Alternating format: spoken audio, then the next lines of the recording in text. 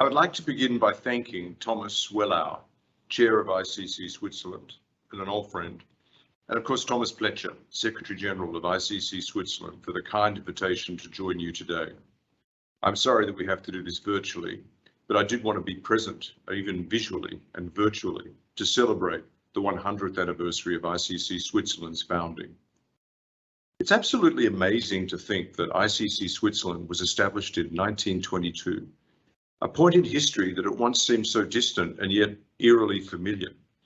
3 years after the war to end all wars and the Spanish flu pandemic devastated Europe, in many parts of the world, 1922 was a time of fragile peace, hope, and economic growth, but also a world in which the forces of protectionism, authoritarianism, and conflict were growing and creating unprecedented threats to peace and to prosperity.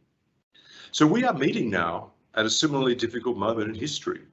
Just as much of the world began to emerge from a pandemic that caused enormous devastation, war has again descended in Europe on a scale not seen for decades.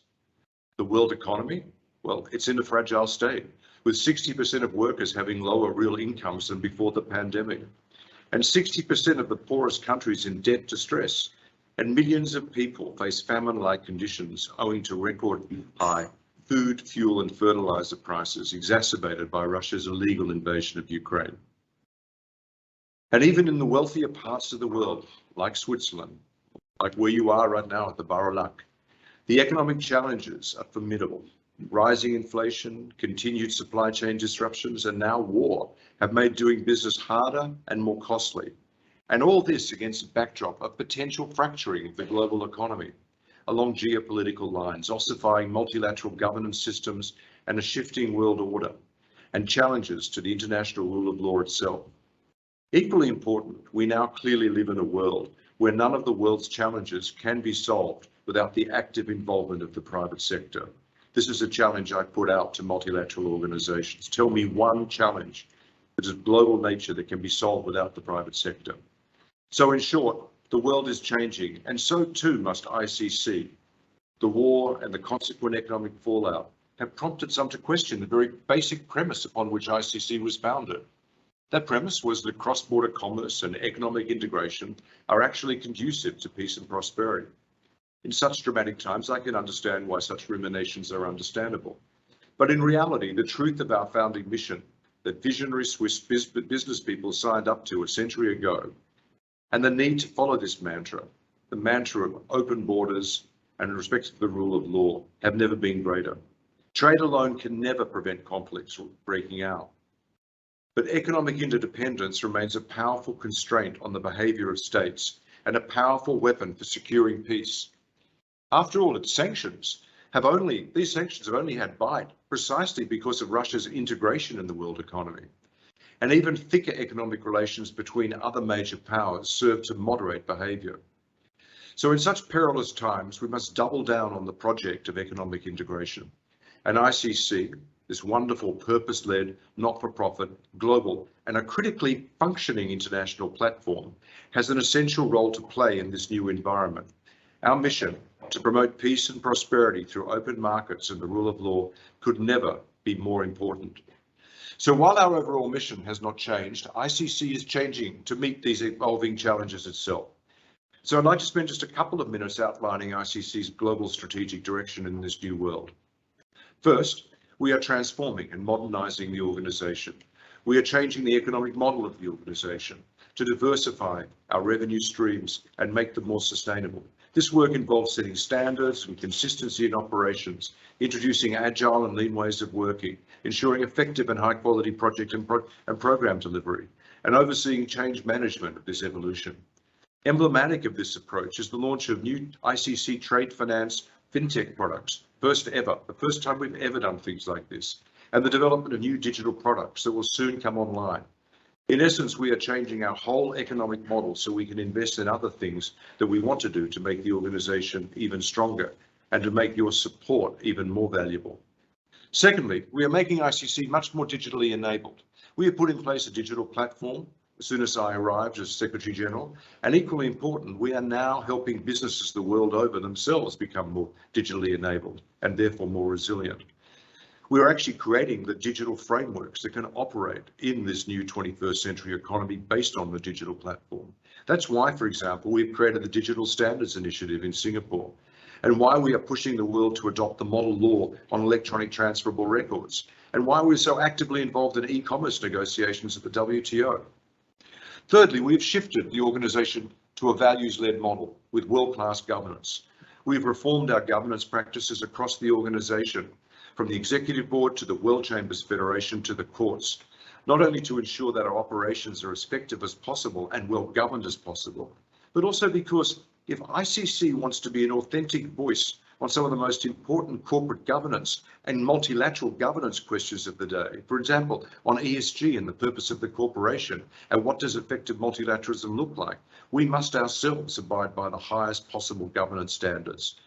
Fourth, we have pivoted our operating model so that we aim for global influence, regional relevance, and local impact. This attitude flows through everything we do.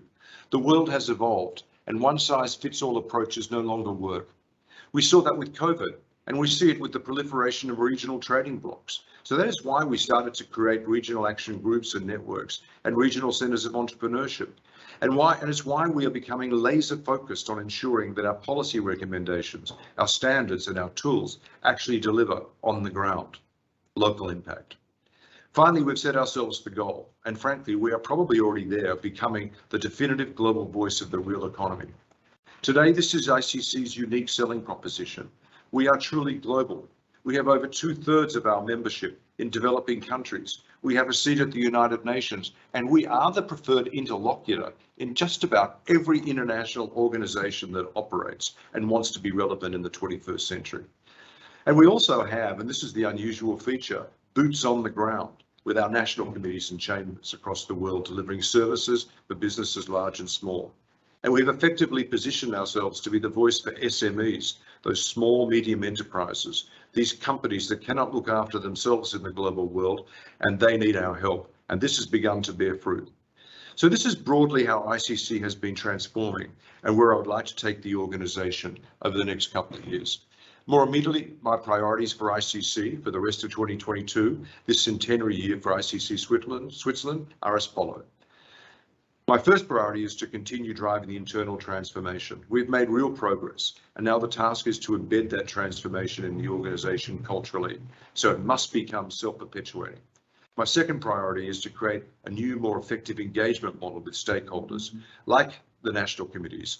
Over the past few years, we've created open space for new forms of engagements on the most important global challenges.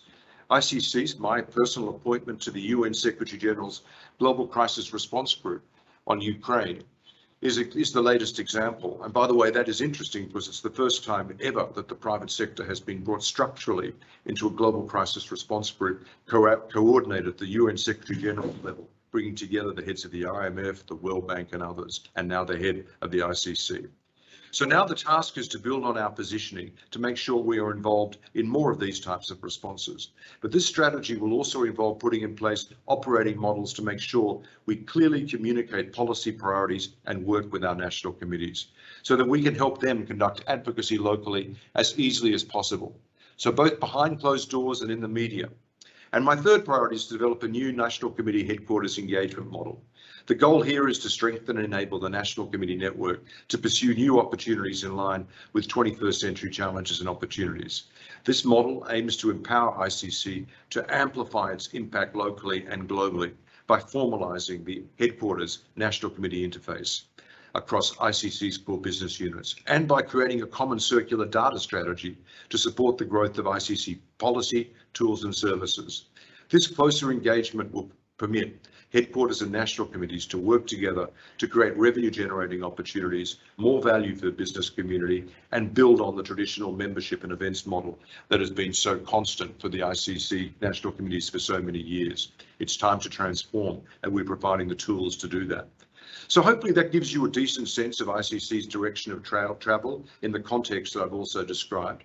And let me conclude by saying that the true strength of ICC will always lie in the strength of its network.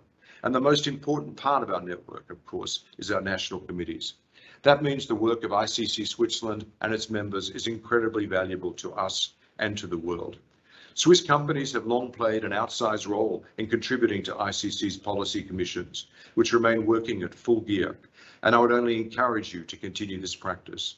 And I believe that ICC Switzerland, with some of the world's largest and most successful companies and located in a leading financial centre, a bastion of multilateral organisations and a symbol of peace, can play an even more important role in this new challenging world. I wish you all the best for today's celebrations, and I thank you very much for the opportunity to serve you.